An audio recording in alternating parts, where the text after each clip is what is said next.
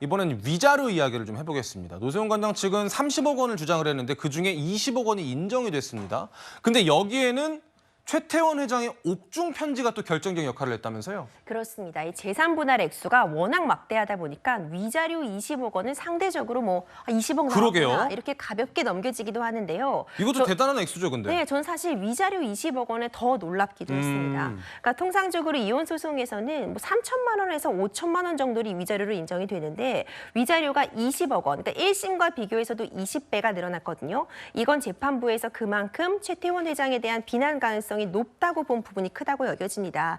결정적인 증거로 작용했던 것이 최태원 회장이 옥중에서 자필로 노소영 전 관장에게 보낸 편지가 언급이 되었는데요. 예. 이 편지의 내용을 보자면은, 그러니까 본인이 혼외자의 존재가 있음을 밝히고 다른 사람과 어떤 관계를 이어가고 있다는 걸 밝히는 내용을 담고 있었습니다. 예. 그동안 알리지도 않고 이렇게 해서 미안하다는 내용과 함께 하지만 이 아이는 나와 동거인 사이에서 낳은 아이가 맞다. 이런 부분을 지금 편지로 밝히고 있는 내용을 확인할 수가 있었거든요. 네. 재판부에서는 어쨌든 법률상 혼인 관계가 유지되고 있음에도 불구하고 이런 식으로 일방적으로 편지를 통해서 혼외자의 존재를 밝히고 그리고 또 덧붙여서 이제 근거 없는 추측 같은 건 말하지 말아달라. 내가 혹은 누구라도 아이에 대해 다른 말을 하는 건 용납되지 않는다. 이런 말까지 덧붙였는데 이런 내용들이 노소영 전 관장 측에게는 정말 막대한 정신적인 고통을 줄 수밖에 없었다. 이런 점에 대해서 굉장히 강하게 좀 비난을 한 것으로 보입니다. 장현주 변호사님, 네. 저 편지의 존재도 놀랍고 그 편지를 받았을 때 노세훈 관장이 어떤 기분이었을까도 우리가 상상할 수 있지만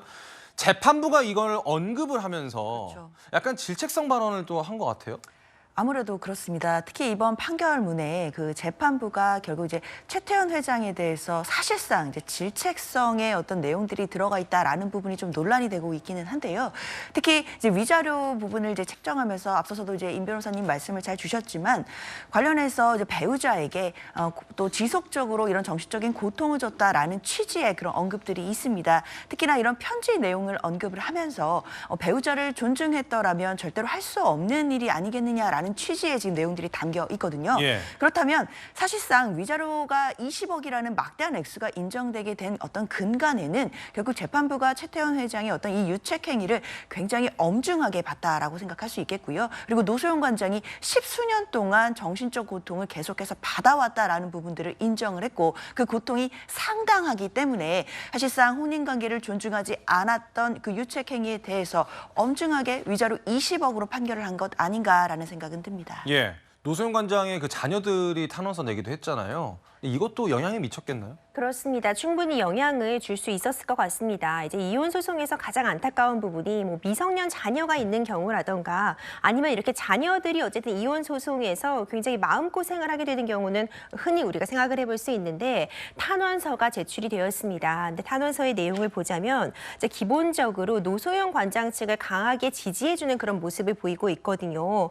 진실되지 않은 언행과 자식의 신뢰를 이용하는 모습 이런 부분, 이런 문구들을 통해서 보자면 이 자녀들이 노소영 전 관장 측에서 탄원서를 제출한 것을 우리가 확인할 수 있기 때문에 이런 부분도 재판부에서 어떤 누군가의 이유로 어떤 유책 배우자의 어떤 유책 사유 등을 판단함에 있어서 좀 크게 작용을 하지 않았을까 이런 생각이 듭니다. 알겠습니다. 일단 이러한 근거를 바탕으로 재판부가 지금 굉장히 어마어마한 액수의 재산 분할을 판결을 내렸습니다.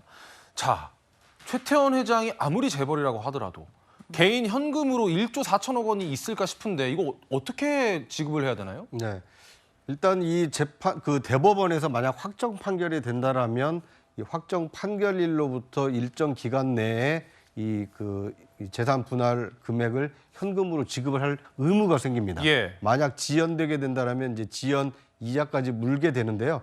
일반적으로 이렇게 이제 막대한 이 재산 분할을 평가받게 되면 자신이 보유한 동산, 부동산 이런 재산을 총 모아서 지급해 주는 게 일반적입니다. 네. 그런데 최태원 회장의 경우에는 상당수의 재산이 SK의 지분으로 돼 있기 때문에 예. 만약 이 지분을 팔아서 이 재산 분할금을 마련을 한다라면 이 경영권에 상당한 영향을 끼칠 수밖에 없습니다. 일반적으로는 과거 이제 상속세나 증여세를 납부하는 관례를 보게 되면 주식을 담보로 대출을 받아서 현금화한 다음에 그걸 먼저 지급하고 나중에 이제 자신이 보유한 어떤 지분에 대한 배당이나 아니면 이 급여를 통해서 이제 갚아 나가는 형태가 될 텐데요. 예. 이번의 경우에는 뭐 1조 3,800억 원이니까 워낙 이 금액이 커서 이대로 확정이 된다라면 과연 최 회장이 어떤 방법으로 그 재산 분할금을 납부할 수 있겠는가 굉장히 많은 이 궁금증을 지금 낳고 있는 상황입니다. 그러니까요. 이게 만약에 확정이 되면은 뭐 하루 이자만 1억 9천만 원에 달하는 그런 상황이니까.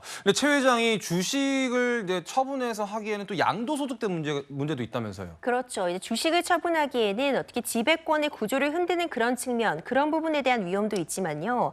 세금도 만만치가 않습니다. 그러니까요. 이 주식 양도소득세법에 따르면 대주주의 경우에요. 주식 양도로 인한 차익이 3억 원을 초과하게 되면 이 세금이 27.5%에 달하거든요. 그렇기 때문에 단순히 뭔가 주식의 일부를 매각을 통해서 어떤 자금을 마련했을 때 지배권에서 어떤 위해가 가해지는 것은 물론이고 막대한 세금까지 부과될 수 있어서 이런 부분도 참 조심스럽다 이렇게 평가할 수 있을 것 같습니다. 예, 어쨌든 SK 측이 즉각 상고 의사를 밝혔으니까 대법원 판결까지 좀 지켜봐야 할 것 같습니다. 다음은 미국 얘기 하나 해보겠습니다.